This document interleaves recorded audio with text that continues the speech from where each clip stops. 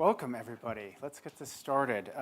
This is going to be a great event. So thank you. I'm Jason Barabas. I'm the director of the Rockefeller Center for Public Policy and the Social Sciences, and also a professor at the Department of Government here at Dartmouth. Welcome to our event titled Empowering the Reasonable Majority, Rejecting Division, Defending, Repairing Democracy, a Conversation with former Congressman Kinzinger.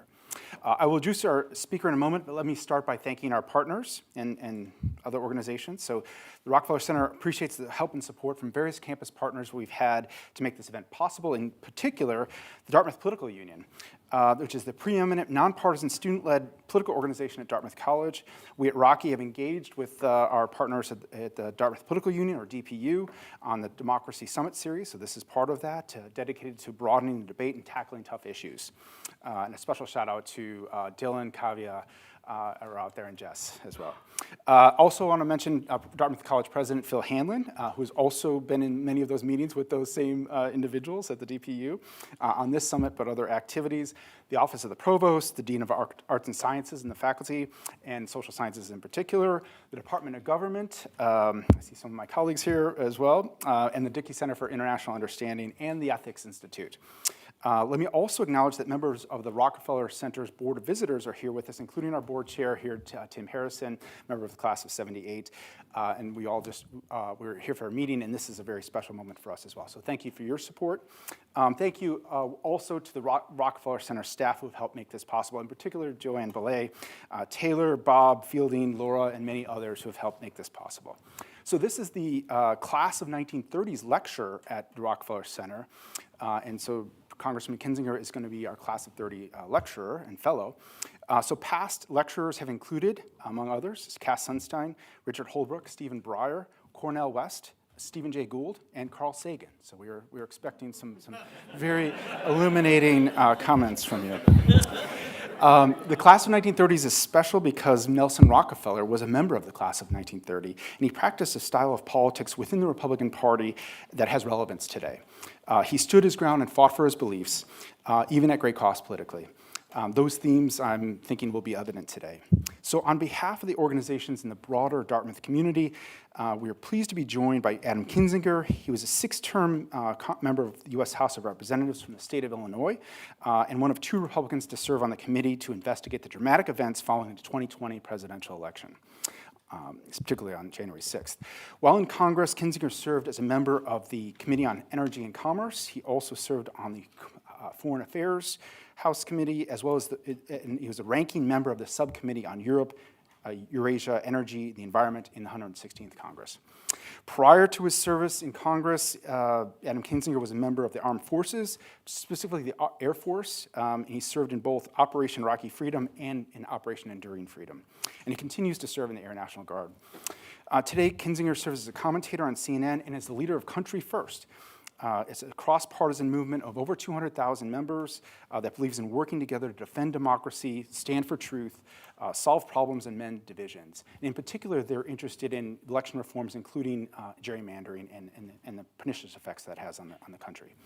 So we will hear from former Congressman Kinzinger in just a moment, and then we'll open it up for a brief Q&A. There's going to be questions here from the live audience, as well as our online partners. So without further delay, join me in welcoming Congressman Adam Kinzinger. Thank you. Thank you. Thanks. I think. Hello. Hi, guys. What a good crew. Thank you, thank you, thank you. Thanks.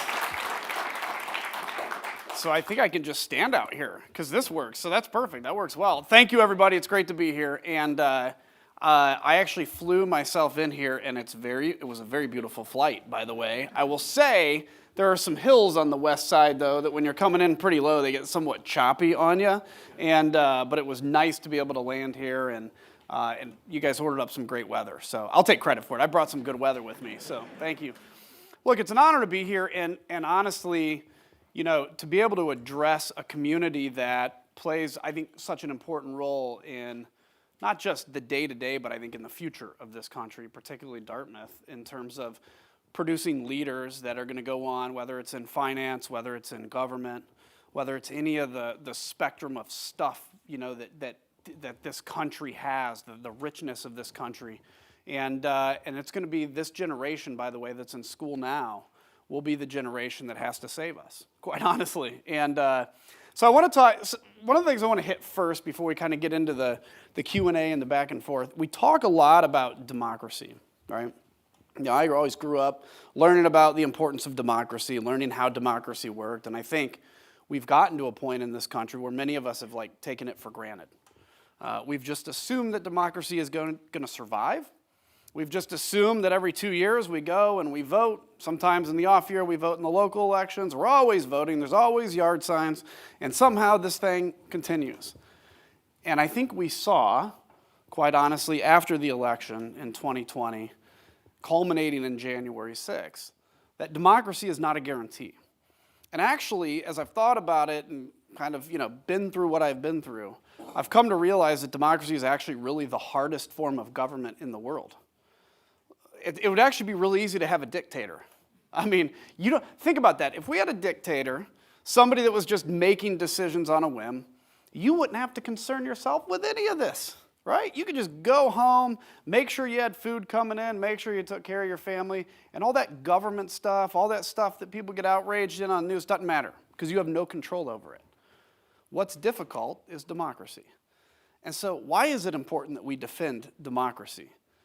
And why is it that what we have is so special? I think if you're like an alien from outer space and you came down and I showed you a whole bunch of countries and I kind of described these countries to you and I had you predict which of these countries would succeed and which would fail, you would probably look at the United States of America and say, that's a country that will fail. Why? Well, look, you got too many people that are too different. Got people from all over the world. They have different religions. They come speaking different languages. If you actually look at the country, the Northeast is very different from the far West, from the Midwest, from the South, and nobody has anything in common. I think it's actually partially because of that, which is why we have had to rely so much on democracy to succeed. We've been through these tough times in this country. We've had people that made a decision to rebel against the crown to give you the right to have a voice. But I think if that alien looked at the United States and said that wouldn't succeed. But it's because of that, too, that not only do we have a better life, because we can have input in that, because we can take our rich ideas and make them bigger and stronger and put them into action, but one of the things I'm most passionate about is the example we are to the rest of the world.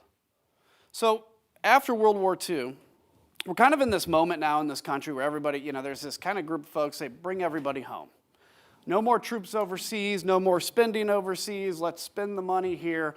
Let's not care about what happens in the rest of the world. Now, technically, it's impossible to do nowadays because we're all connected as we are. But there is that strain there. After World War II, if there was any generation in any country that had a right to then pull home, come home, lick their wounds, it was the United States of America after World War II. And what happened? The U.S. stayed in Europe. We stayed protecting freedom. And in that process, you had this iron curtain that fell down. And you had behind the iron curtain a complete oppression, lack of freedom. And of course, the other side of the iron curtain was freedom. And I think about the third generation of people behind that iron curtain. They were the ones that actually tore it down. We give ourselves a lot of credit, and we should take a lot of credit for the iron curtain coming down. But in reality, it was like that third generation of people that were back there and saw our freedoms. They saw our voice, and they eventually rose up and said, enough, we demand that. And so you think about that example that the United States has been to the rest of the world, and there are hundreds of millions of people today that are free because of that example. In fact, there was an old joke a Ukrainian told me. He said, if you put 2 Ukrainians in a room, they'll create 3 political parties, okay? That's a pretty politically divided country. What happens? They get attacked from the outside. And now you look on the front lines in Ukraine and you see a steel worker next to an artist fighting to defend their country and to defend freedom. I think sometimes we forget the cost of actually having freedom. All you have to do now is look at the news to see that. But if you look at what the freedom that was brought to those hundreds of millions of people, you look in continents like Africa, where there's poverty that today people are being pulled out of poverty despite a lot of challenges because They've been introduced, in many cases, to a free market system. I remember I was in Kenya. I went to Kenya and Ethiopia as a member of Congress. And I'm being kind of toured around Kenya. We go to this little village, and we're going to go see what the United States of America has done in this village through an organization called USAID. Very important organization. USAID brought a kid from the University of Illinois that knew agriculture, put him in this village, and then that kid taught everybody about how to raise cows. They all had cows and livestock, but the cows weren't thriving. You know, they'd maybe produce a couple pints of milk a day. And so I went to this one family, really tiny, probably this area up here is the entirety of their land and house. And they had like 3 or 4 kids, and they had 2 cows that also lived in this area. And they began to describe to me how before this kid from USAID came up, you know, they were, as I mentioned, not thriving, a couple pints a day. They were poor. They had to scrape to get by. And as he taught them how to raise their own feed for the cows, how to care for the cows now produce more milk than they can use. So they take the extra milk to a co-op that was built by the United States of America, and they can sell that extra milk for money, and their life has been changed and revolutionized. In that process, by the way, I'm surrounded by like dozens or maybe even 100 people that just kind of came by, partially because there were 3 black SUVs that pulled up in their village, and I'm sure I'd come and see what was going on too if that happened. But when they heard who I was, they didn't know Adam Kinzinger, but they did know that I was from America. They knew I was from the United States. And I got to tell you, to see them all clamor to tell me their story of how their life was changed, to me was a massive inspiration. I'm going to tell you, you're never going to recruit an enemy of the United States of America out of that village ever again, because they will tell stories of how their life was changed and how their life is better. So why do I talk about what's going on overseas?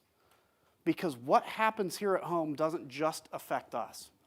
It affects billions that are watching us for an example. I told you, like, democracy is the hardest form of government. But actually, there's just a couple of contracts that need to happen for democracy to work. You've got to, number one, know that you can vote. You've got to know that your vote will count. And you got to know that the winner of those votes, of that vote, will be the victor. And then you know, if you lose, that you have an opportunity in a couple years or 4 years to come back and convince enough people to see things your side. When that contract is destroyed, democracy can't work. It simply can't. And that's why January 6th and everything that led up to it was so dangerous. Because, let's say half the country roughly, let's say 40% in reality, was convinced that their vote didn't count. They were convinced that there was this satanic blood-drinking cabal that stole the election from them. Let me tell you, if I actually believed that, I would have been there on January 6th. Because as a country that was founded in rebellion, which we're proud of, because we said no taxation without representation, you look at this and you go, when the President of the United States convinces people that the election was illegitimate, I'm surprised more people didn't show up. That's why we have to have accountability. In everybody's heart, in everybody's life, every day you wake up, whether you realize it consciously or not, and you have a battle in your heart between good and evil. You have a battle between light and dark, whatever you want to call it. You know, every day you try hard to be a better person. You try hard to take somebody that you have natural mistrust for and trust them. That's the fight for light. The darkness is that mistrust, is that fear. Fear, which is the most powerful human emotion. When a person with authority stands up and speaks the dark parts of your heart to you, it gives permission for that to overtake you. And when a man like the president stands up and says, there is an underground deep state cabal that's taking away your voice. You should fear people that look differently than you. You should fear people that act differently than you. That naturally overtakes. No matter how good or bad our presidents in the past have been, we have never had one before until Donald Trump, in my mind, that so blatantly tried to divide Americans against each other. I think we have people we can look back and say they could have done stuff better, but I think they all understood that they had a basic responsibility to try to push people to a better place. A president can start 2 kinds of wars tomorrow, a war overseas and a civil war. All he has to do is say the right things and turn up Americans against each other. I say all that to say this is why defending the institution of democracy has been like my mission now. When I went into Congress, it was like, America's role in the world is what I was passionate about. It was American energy. It was, all these other issues. And I came to realize in the last 2 years of my time in Congress that none of that matters if we can't get like self-governance right. There are probably people in here that have different political opinions on every issue I mention, and some of them are really passionate. But you don't have a right or an ability to even disagree with each other if we can't agree on the basic construct of how democracy works. And so that's why what you all are doing here in the discussion today, which we can talk about obviously any wide range of issues, but why it's so important. Because in the heat of disagreements on every issue, and it seems like every day there's a new outrage or a new something that pops up, it's a dopamine hit, right? Every day you got to get outraged by something so you get that dopamine hit. You see that on some of the news channels I won't mention by name. Not the one I work for, but But when you look at that and you say, okay, how do we as Americans get back to where we can disagree and not hate each other? And I got to tell you, one of the dumbest things to pick a friend based on is their view of government. Think about that. Like right now we've gotten in a position where I'm only going to make friends with Republicans or I'm only going to make friends with Democrats. That's the stupidest thing to make a friend based on. Now, if somebody is trying to overthrow the government, I would argue you don't necessarily need to be friends with that person, right? But if they have a different view than you on something, actually take that as an opportunity to learn. Because the one thing I've learned in the last particularly couple of years, everybody has fears. If I could pull a random person out of here and boil down and say, what's your fear? And ultimately, what's your fear? I fear the climate. What's your fear? I fear gun violence. I fear whatever this issue is. And we keep boiling it down to, okay, well, what's your fear below that? It all comes down when government's involved to one thing. I fear that I will be left behind. I fear that I won't have a voice. I fear for safety. Guess what? The person on the furthest right and the person on the furthest left and every iteration in between has that exact same fear. And when you come to understand that people come at this from the same basic start, and ultimately everybody thinks they're the good guy, right? You can get to a point where we can go back to restoring how we do democracy and being an example to the rest of the world. Because that, to me, is the biggest, most essential fight we have today, is restoring that. And before we get to the back and forth and the questions, I want to, for the older folks in here, there's a couple, people really my age and older. A lot of the times we think that somebody is going to come in on a white horse and save us. Because we've always had that. There's always been moments in America where it's been really bad and then some white horse guy or girl comes along and saves us. And, we all have that feeling. Mom and dad, when we were growing up, other adults, etc. We are in the white horse class now. We are the people that can get on that white horse and make that difference. We are the people that can make that change. But for those my age and older, we think back to a time where politicians were able to talk to each other respectfully, even if they didn't agree on an issue. Any people that are in college today, frankly, people under the age of 30, they have never seen that example in their life. They have never seen politics done in a way that many of us that are a little older remember and long for. That is both frightening, and it's also to me an inspiration to say this next generation has to be the one that saves us. Because we obviously can't return to that civility. But I think the generation today that's being educated in college and educated or out working, that generation today is the one that is sick and tired of the system. They are the ones that feel politically homeless. And I got to tell you, there's a verse in the Bible I love that says, if nobody prays God, the rocks will cry out. Praise God, the rocks will cry out.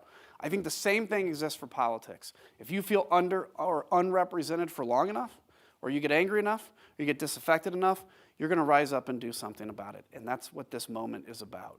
Are we going to defend democracy, or are we going to sit back and say, well, I guess it's over? I'll just say this. My grandfather fought in World War II. I was in Iraq, Afghanistan. Many in here are veterans, or you know veterans. the sacrifice that people have put in for this country, you and I don't have the right to give up on it. You think about a whole generation of 18 and 19 and 20-year-olds in World War II, Vietnam, Korea, name your war, that gave their lives for this country. We don't have the right to sit back and say it's too hard now. We're just going to give up on it. I went through a lot, and I'm sure we'll talk more about the January 6th stuff. But I got to tell you, it's something I would do. I wouldn't be excited about it, but I would do it again today. Because I know that when my son reads his name in the history books, he's going to be proud of it. And I know a lot of my colleagues, unfortunately, their children won't be. Courage isn't actually courageous. I've just learned that when you're surrounded by cowards, sometimes it appears courageous in the absence of everything else. So thank you, guys, and I look forward to the conversation.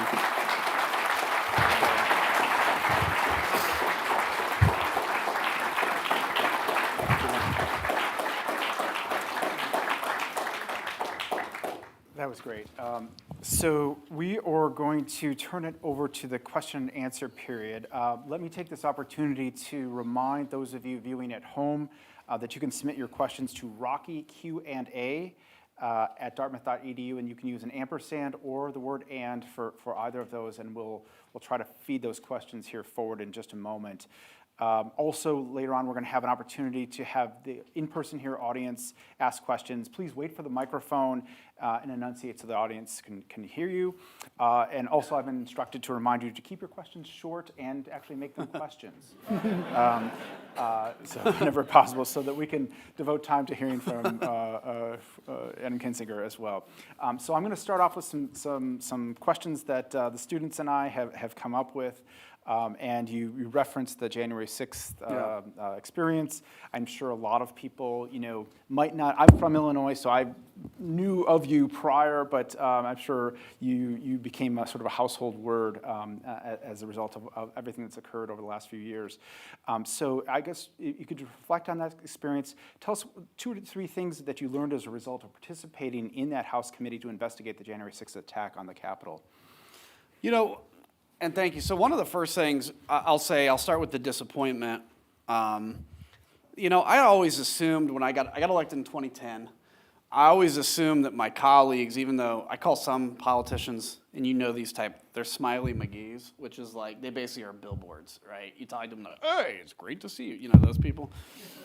I'm like, even those people who are just totally in this for the image, they have a red line. Everybody has a red line. Unfortunately, I learned that a lot of my colleagues did not have a red line. And that red line is like, I can swallow some things I don't agree with to this point, but man, if we have an insurrection, I'm not going to be on board with that. Well, I'll tell you, in my private conversations with every one of the people I worked with that are Republicans knew that January 6th was an insurrection. Every one of them knew that it was not driven by FBI or Antifa. They all knew that. Half of them said, I'm just going to keep my head down because I need to get through this moment. 40% of them said, I don't care because I want to get reelected and that's all that matters and that's where the base is. And then a few people spoke out. So I think one of the things I learned is just, we all, when you're young, you always kind of think of moments where maybe you stand alone or you can kind of stand alone in a crowd or you're the only person that does something. And I've learned that very few people really get a chance to do that, particularly publicly.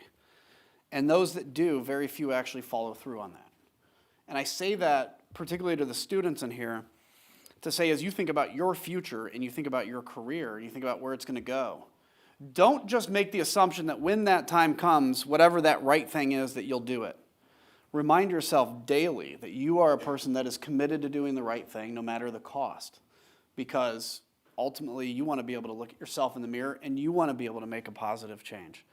So on January 6th, my story real quick, just very briefly, I knew there was going to be violence that day. I had actually predicted it. I predicted it on Twitter, on television, and I predicted it directly to Kevin McCarthy on a phone call, to which he replied with, okay, next caller or next person.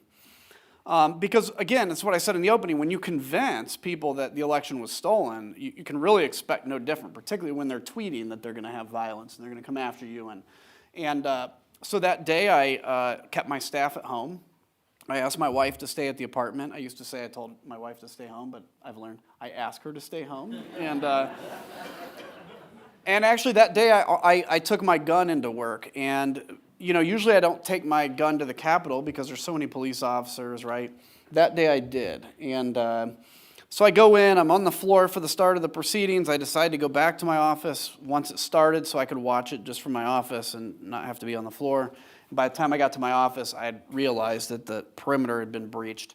And my office window actually overlooks the west front of the Capitol where most of the action was. And I opened my window and I just heard boom, boom, and that was the moment basically DC Metro Police showed up. Had they not, by the way, the Capitol would have been sacked. They showed up at the right time. But I heard all the non-lethal munitions. I call my wife, this is the moment where I start to actually worry about my own safety. I've been to war, as you guys know. I've never once was scared in war or worried for my own safety. I was also younger and a little more arrogant probably and a little more invulnerable, but I never once really had fear. This was a different moment, and this was in the United States of America in the Capitol. My wife says, hey, if you go to cspan.org, they have all these cameras all around the Capitol. I pull up Statuary Hall, which is where all the statues are. It's the old House floor. I know a couple of you in here are interns right now. You know this well. And it was empty, but I heard noises. And within about 10 seconds, I saw the very avant-garde of the insurrectionists coming through. And I'm not a person that feels evil stuff, right? But twice in my life, I felt like kind of a darkness that you can't describe. I felt it at that exact moment. It was a darkness that I cannot describe. Maybe you think it's a spiritual thing. Maybe you think it's just combined energy of a lot of angry people. But it was very real. And so for about 30 minutes during that moment, I was actually worried that they were going to come to my office because I had had the threats against me. I had my gun out. Everything was locked down. We got the call to shelter in place. And then we didn't hear much for a long time. I got my news from the news, just like you all. Finally, we clear the floor. I go back. I give my speech. People would ask me, when you went on the floor, were you amazed at the survival of democracy in this moment? And I used to say, yeah, it was a lie. I went to the floor and I was angry. I was really mad. And I gave my speech and I said, basically Donald Trump's a disaster, a bad man, etc. And I just heard crickets behind me. And it's weird because whenever you give a speech on the floor of the House, there's always some murmuring of people behind you saying good job or yeah or whatever. Dead silence. And I turned around and everybody had their head down. And I knew at that moment that nobody had learned anything. Go back to my office. One of the most emotional moments was leaving at 2 o'clock in the morning. And as I'm pulling out of the parking garage, there's a squadron, a platoon of National Guardsmen. And I got choked up at that for two reasons. We had been waiting for them all day. The other reason is I am a guardsman, and I was proud of them. I was also kind of sad that they were there in the first place. The committee itself, well, we can get more into the committee. I don't want to answer too long, but you want me to get into that now? Sure. All right. I did not want to serve on the January 6th committee, okay? So when this was formed, and we had gone through these iterations of we're going to do a commission or we're going to whatever, and we ended up where we did. And Liz Cheney and I were the only two to vote to create this committee. And I talked to so many people that were Republicans that are like, yeah, I should vote yes, but a primary. I'm like, okay, yeah, we're all going to get primaries. Who cares? And but I hear these rumors, it's in the media, that Nancy Pelosi is going to appoint a Republican to take one of the Democratic seats. And I'm just like, please God, let it be Liz, okay? And then it was Liz. And I'm like, sweet, okay? And, then Kevin McCarthy, who is actually the MVP of our committee because he pulled off these clowns out of the committee, he pulls them, and then there's the rumors of Nancy Pelosi's going to appoint a Republican to occupy the Republican seats. And I'm like, that's going to be me, isn't it? And I had a couple people ask me if I'd be interested, and I said, look, honestly, I don't want to do this. I really don't. I knew what it was going to cost. I knew how hard it was going to be. But I also knew that I couldn't say no. I knew that I couldn't look at myself and not do it. And so it was announced Sunday morning. And, from then on, my whole fear, the entire time we had the committee both formed and we were doing our hearings, I was fearing that we were going to fail all the time. because no committee like this has ever succeeded. Think of it. Anytime you have a select committee like this, it fails. This one succeeded. And it was because Republicans and Democrats, we worked together. We did our best to avoid areas we disagreed on. And we knew that the defense of democracy was the most important thing. And we had fantastic staff that did the legwork. We were kind of the board of directors on this. But one of the things I really learned on this, and one of the things I hope we were able to get out strongly in our hearings, was January 6th became the focus of everything because of the violence of that day. That was just really a byproduct of the problem. It was the rot leading up to it that was the issue. And by the way, much of that rot has not been fixed. It's, the former president saying to the Department of Justice, just say the election was corrupt. I know you know it's not corrupt, but just say it. Just say it, because then we can now take that doubt you've sown and create real doubt within people. That's just one of the number of things. And to me, it became obvious when I went into this committee, I wasn't sure if Donald Trump did this, obviously he is what he is, but I don't know if he intentionally did this or it just kind of happened and he bumbled into it. I am fully convinced he did this, eyes wide open. And the 187 minutes while this was going on, while he was sitting in his office, one of the most, if not the most impulsive presidents in American history, for the first time in his presidency, resisted public pressure, resisted the pressure of people around him, resisted the pressure of his family to stop this from happening. Because there's always the understanding that when you're in with Donald Trump, if you say something to him and you're the last to talk to him, that's what he's going to do. He resisted it for 187 minutes until he recognized and realized that it wasn't going to succeed. When he realized that the tide had turned, then he decided to speak out begrudgingly. But for a couple hours, he was going to see what happened. And that, I don't know if we could have made that case strong enough, but that to me is the most chilling thing that I think most people don't understand. He was proactively not acting to see if this would succeed. And by the way, but for a few well-placed people, it would have. There's a lot there, and I want to make sure we have time for the audience to ask some questions too. I've got two questions. I'm going to ask them both because I think you've touched upon both of them. You talked about your military service. You also talked about these concerns about being primaried or not. So let me just ask both of these and see what you can do to kind of elaborate on them. So how did your oath and experience as a service member influence your decision-making process to put it, as you put it, to put country over party on January 6th? And then as you were leaving the House floor, your farewell address, you said the Republican Party has embraced lies and deceit. So where do you see the future of the Republican Party? So your service and then the future of the Republican Party. My service was really important. I came back from Iraq in 2009, made the decision to run for Congress then, and I remember thinking, and I actually said it in a few speeches early on, I will be willing to end my career to do the right thing. And I said, if I'm going to take a vote, which I had to do a number of times, to fund or to authorize war, combat operations, if I'm going to ask young people to be willing to die for this country, I have to be willing to give up my career for the country. Because if you're unwilling to sacrifice your job for this country, I personally think you have no moral authority then to ask young people to go and die for your country, because you're unwilling to make this small sacrifice. And that stuck with me all the time. Always, and I thought it would, I thought my job would end because someday I'd probably have to take some vote on entitlement reform that everybody would hate and I'd lose, right? I didn't know it would actually be defending democracy. And so I think it was essential in it because that constantly went through my head of you have to be willing to end your job to do the right thing.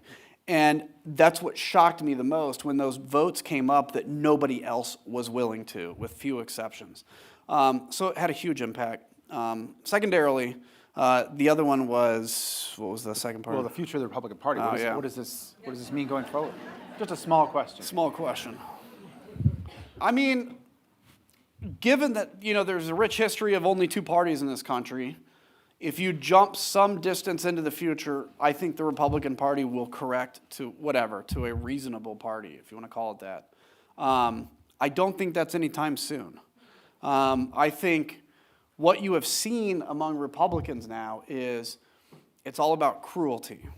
You know, you can have a disagreement on guns in this country and what you believe about AR-15s, legal or illegal, but it's another thing entirely to wear AR-15 pins the day after a school shooting, just to brag and show that you can and just to be cruel.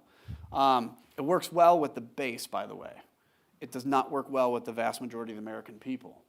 And what you've seen now, what is it that's driving a party that used to formerly be a party that was based around ideas and theories of government and smaller government and all that kind of stuff? What you see now is a party based on how do we make liberals mad, okay? So if we can make liberals mad, we'll do whatever that takes.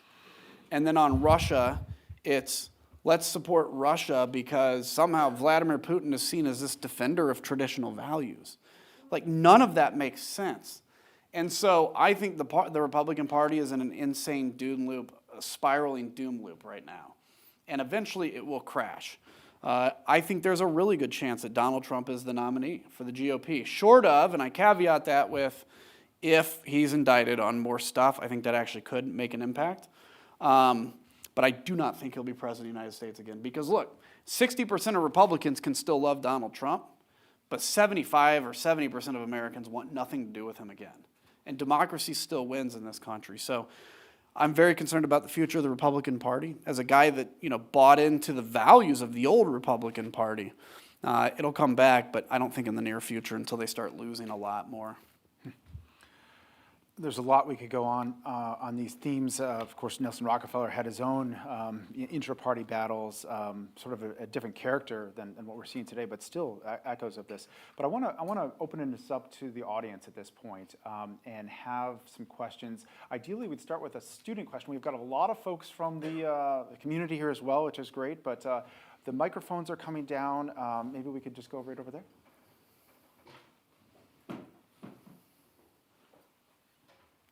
So much. It's kind of emotional for me to have you here. No, thank you. You're one of my heroes. That's nice. Thank you. Over the last few years, obviously COVID's been tough for us, but as someone who's wanted to run for office and go into public service since I was 12, really, watching my boyhood heroes, George H.W. Bush, Bob Dole, Colin Powell die, and see nobody rise in their wake to answer the call has been kind of heartbreaking for me. And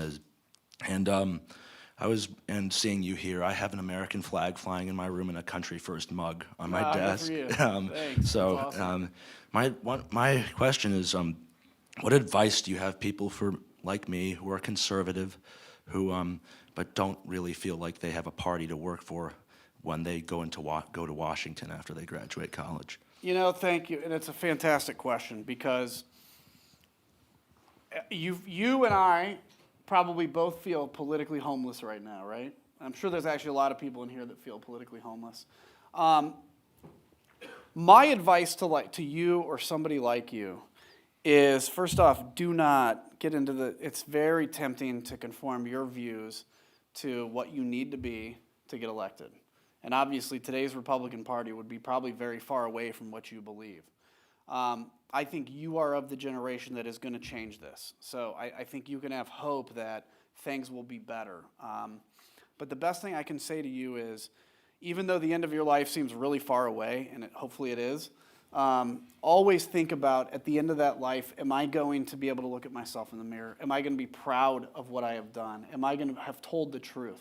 We're all going to have some regrets, that happens, but am I going to be generally proud of where that went? Listen, when you stand up, even in asking that question right there, like you did, I'm sure a lot of people here that even some of the liberals in here were probably like, that's a good person, right? That's somebody that means well. When that heart comes out to people, when you paint to them that you actually care, you're not out there to be cruel, you care. You may disagree or agree with somebody on what that caring is. They will listen to you.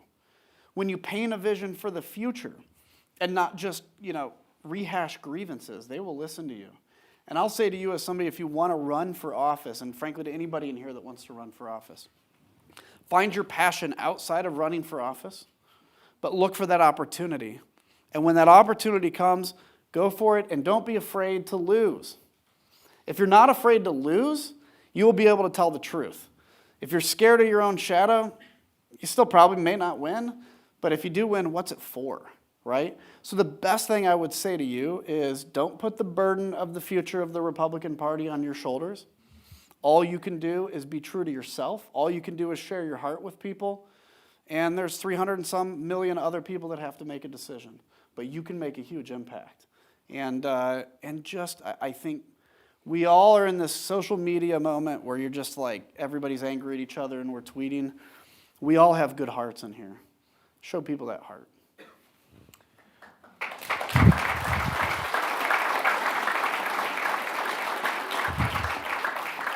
Thank you. Make sure we get a picture before you leave. Since you And let's have some more questions, and please also state your name as you're asking the question. We've got a question right over here, I think. Hey, my name is Jayanth. Just first of all, want to thank you for coming here. It's really great to have the opportunity to speak to people like you. My question was sort of, you touched on this with the fact that you work for CNN, and we know the role of the media in a lot of this. We know the role specifically of certain media institutions on the right, and we don't really need to go into that in detail. The news does that a lot. What do you think traditional sort of center to left liberal institutions such as like CNN, MSNBC, what do you think their role is in sort of defending democracy? And yeah. It's a good question. Look, I think the media plays an essential role because truth matters. And that is a media that is committed to truth. It doesn't mean, again, truth doesn't mean an opinion on something. Truth is like, hey, the election wasn't stolen, here's some basic facts. And I think we're in a moment where there's probably not going to be really, and CNN is trying to do this, and actually to a great deal of effort, and I appreciate that, trying to be kind of the center again. But I think the role of, I think media, look, we're in an environment where you make more money by being outrageous. I think actually some of the worst is what you just see on the internet versus even traditional media. And we can talk about fact-checking, but even fact-checking becomes partisan. If you fact-check something, they'll say, well, that was fact-checked by, here's the best one, a Soros-funded organization, right, or whatever. And so people have lost trust in all that. And so ultimately, yes, media has a responsibility to tell the truth. I think if you knowingly lie and you don't put it out as opinion, you put it out as fact, like what we saw with Dominion and Fox News, I think you should be held responsible for that. Now look, it's a slippery slope, it is. And I think we can put down a marker and say, opinions, you can have different opinions, but when you put something as fact and you knowingly know that you're lying to people and it has an impact, there can be a cost to that. So I think there's that, but ultimately, and this is something that's not going to change tomorrow. This has got to change with time. It took us a while to get to the kind of dysfunction we're in. It's going to take a while to get out. But ultimately, you have to be responsible for what you consume as news.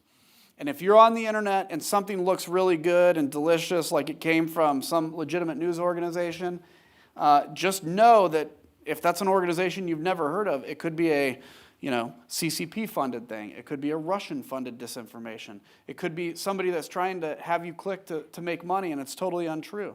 We saw that in the 2016 election particularly. So I do think media plays an important role in this country, but they should be responsible for telling the truth.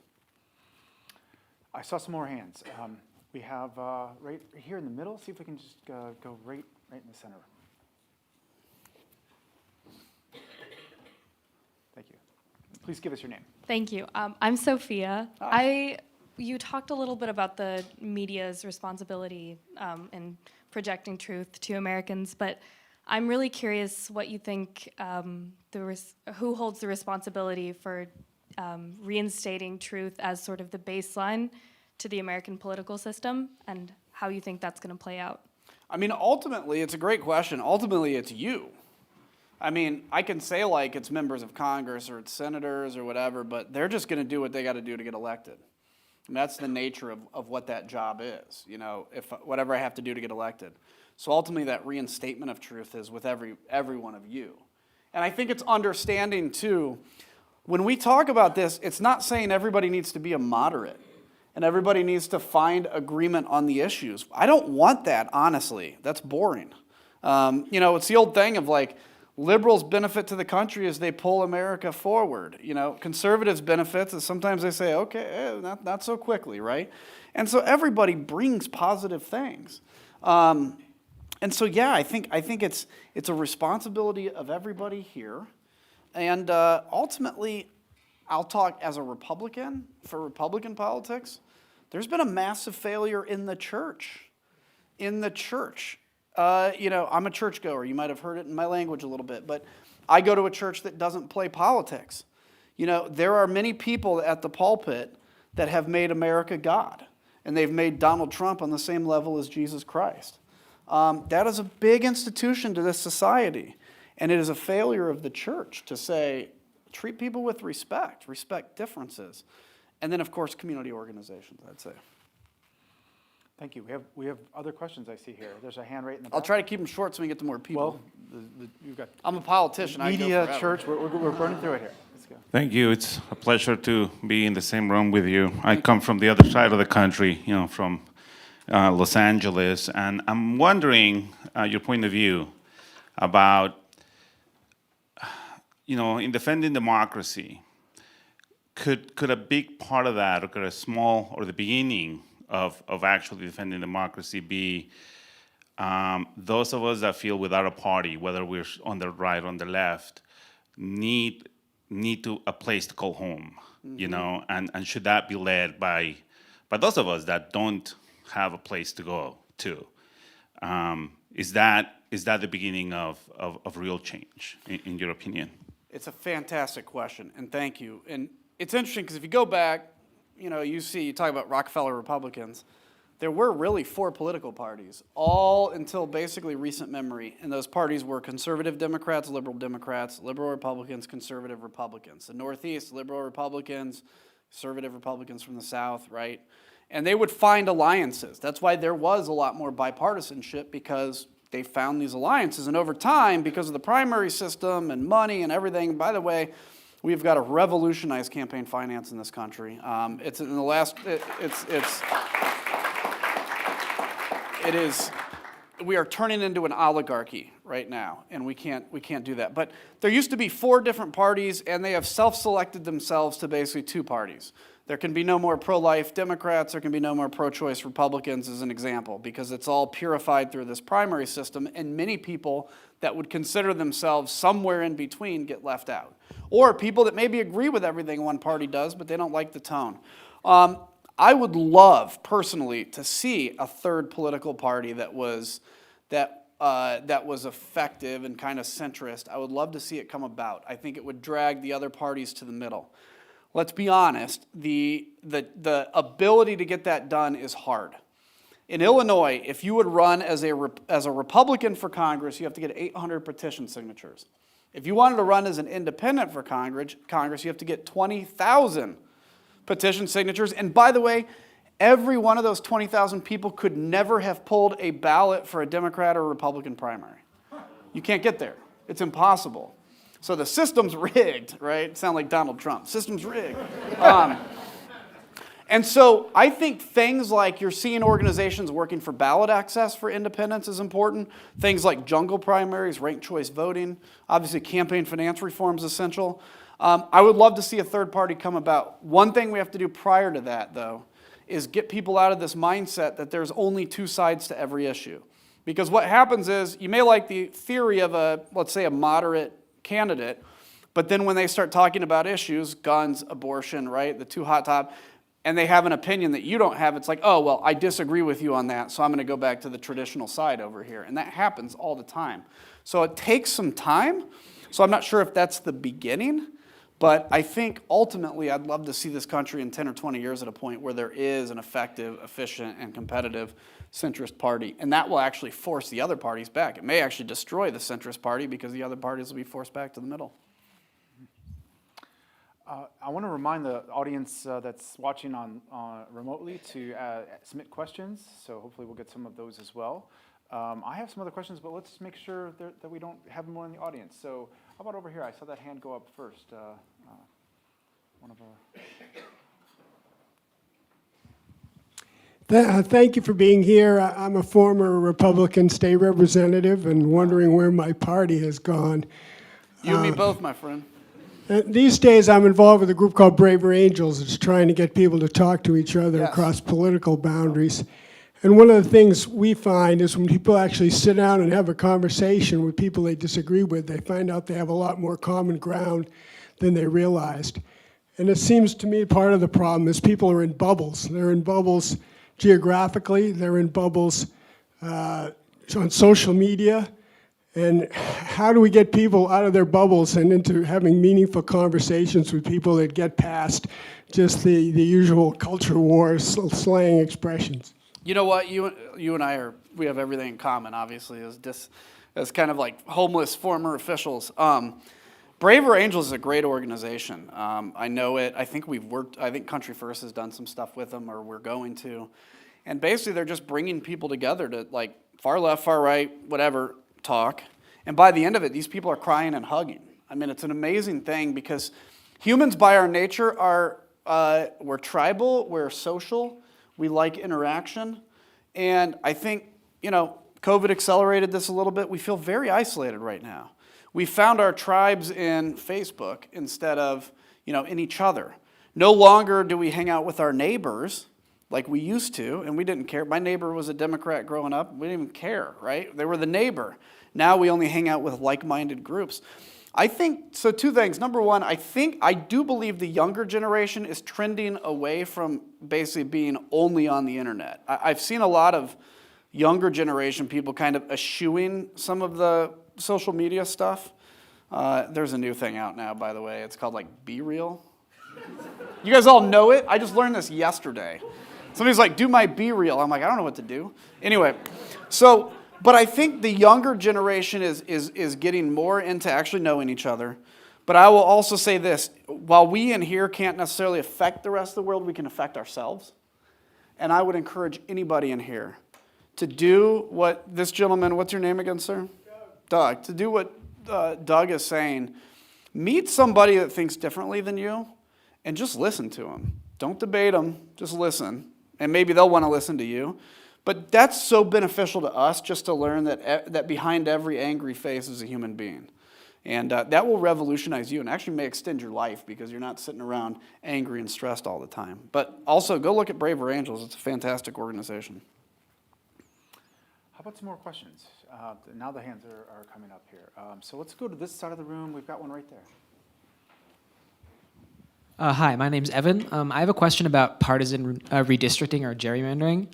I'm curious what role you think potentially solving gerrymandering would have in creating a public that's both more willing to embrace other people's opinions and also bring more trust into people's views of the political process. I mean, I think redistricting reform would be fantastic. I'm a victim of it twice, by the way. The Democrats drew me out of my map even 2 years ago. Now, I'll be clear, I don't think I was going to run again anyway, but I didn't really have much of a choice. And I was on the January 6th committee at that moment, just so you know. But it is what it is. Republicans do it, Democrats do it. I would love to see, it's got to be adopted kind of state by state. But what the problem you're in now is Democratic states are more likely to adopt it. And now they're seeing what Republicans are doing, and they're like, wait, we're kind of unilaterally disarming here. And that's that mistrust that occurs. So I think redistricting reform would change a lot, because right now, of 435 districts, only 10 to 20 are actually truly competitive, which means if you're the representative, you don't care about what almost half of your district thinks, because the only thing that matters is winning a primary. And by the way, how do you win a primary? You're more extreme. In the nearer term, so redistricting reform is essential. In the nearer term, I think ranked choice voting, jungle primaries. There's one reason Sarah Palin is not a congressman from Alaska is because of ranked choice voting. And it actually forces candidates to try to win over people that aren't necessarily on their side.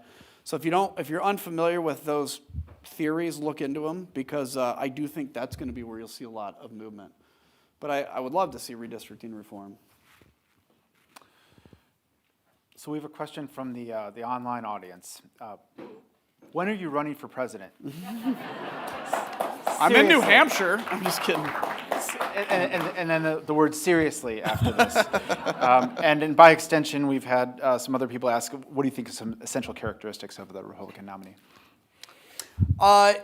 As far as me, look, it's so good being out of politics, I'll be honest with you. But it's still in my soul, right? It's still like, I'm still passionate about it. So I'd never rule anything out in the future. I never would. Obviously, I'm not running in 2024, but I think it'd be fun because I would love to be on a stage with Donald Trump, to be honest with you. It'd be a good time. What are some essential characteristics? Are you saying in terms of now, or what would I love to see in a president? Well, I mean, you can interpret it any way you want. Okay. Essential characteristics, as you see somebody going for the nominee, and recognizing all the things you talked about, the electoral system, right? Forcing people to the extremes. So Yeah. it's got to be this unique blend of, personality, characteristics, but amid this where the primary system is going to take you. I think what I would love to see in somebody is, they're obviously going to have to be either, as a Republican, pretty conservative, but somebody that actually shows they care about more than just that they actually care about the future of the country, that they're interested in America's role in the world. They recognize strong national defense is important. We also have a debt crisis in this country, and also there are people that have been left out and left behind, and we have to have a strong social safety net, and we need immigration reform in this country, by the way. Not just for the humanity of it, but because as a country to compete in the rest of the world, we've got to actually grow faster than we are. And right now there's a lot of people left in the shadows. So I would love to see that kind of characteristic in somebody that actually cares about the country. What do I think is it going to be? What do I think will be the person that wins is probably, the nomination will probably go to whoever's the angriest and meanest. And, it's interesting to me to watch, though, DeSantis try to mimic Donald Trump. And I think what that's shown is people know that's inauthentic, and they're not reacting well to it. Trump, for everything you say about him or not, it's like there's really no doubt he's saying what he thinks, right? Even though he actually isn't, but that's a whole nother story. But DeSantis is faking it, and I think it's pretty obvious. He's collapsed. I actually said 2 months ago when he was way up, I'm like, DeSantis isn't going to be he's not going to be the guy. I worked with him in Congress. He's boring. And I personally really like Tim Scott. He's a friend of mine. But obviously, it's going to be tough. That would be tough for him. We're almost out of time. Can I just get one more question? Right there. I'm sorry if you didn't get a chance.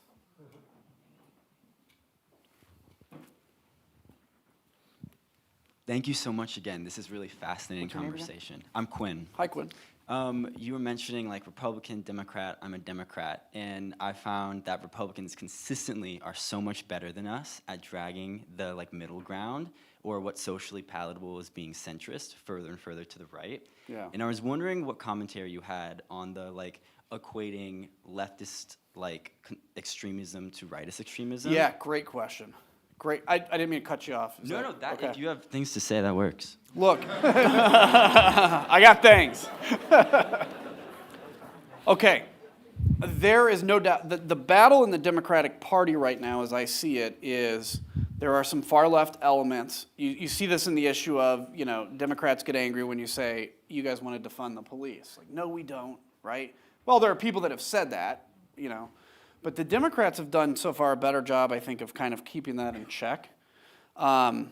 Republicans haven't. Now, are these equivalent? Absolutely not. There is no moral equivalency. The far left, now granted, if there's violence, you saw the riots in the summer, right? That is unacceptable, and I think, everybody would agree with that. The difference, though, is when you attack the government, you can lose an entire city to riots, and democracy survives. If you lose the Capitol and you overthrow the government, democracy doesn't survive. And there's massively different challenges with that. The far right, I would argue, is authoritarian. They don't, they've made it clear they don't want fair elections anymore. They just want to be in charge. So, no, I don't think there's a moral equivalency. I do think, and it's better for Democrats to do this. This is why I'm more critical of my own party, because I'm like, if I go after Democrats, everybody's like, he's just a Republican going after Democrats. If I go after Republicans, people listen. And so the Democrats do have a battle, I think, over the next few years to ensure that they stay where 51% of the country is, because we need the Democrats to stay in power when there's an authoritarian Republican Party. But the Republican Party is just completely unmoored right now from democracy and from kind of centrism. Well, we unfortunately are out of time. We have a lot of things to That went say, fast. as you said, but I think we could go on for a very long time. But unfortunately, we must bring this to a close. So thank you so much Of course, for thank you guys. coming to Dartmouth. Yeah, thank you. Thank you so much. Thank you very much. Yeah. Thanks. That was good.